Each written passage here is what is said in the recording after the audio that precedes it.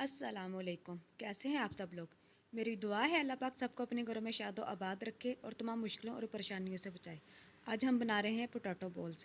اس کے لیے میں نے ½ kg آلو لیے، انہیں بوائل کر کے ان کے چھلکے اتار کے انہیں میش کر لیں گے۔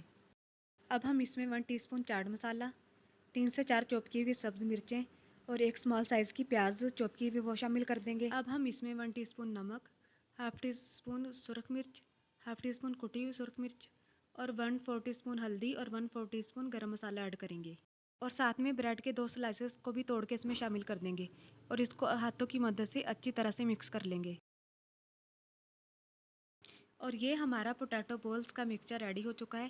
اب ہم ہاتھوں کی مدد سے اس کو بولز کی شیپ دے دیں گے۔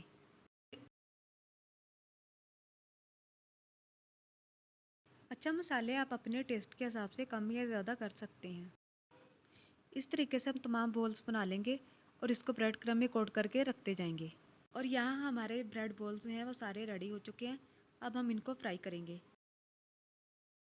اور دوسری طرف ہم نے پین میں آئل ڈال کے اس کو گرم ہونے کے لیے رکھ دیا تھا۔ جب آئل گرم ہو جائے تو ہم اس میں باری باری کر کے بریڈ بولز شامل کر دیں گے۔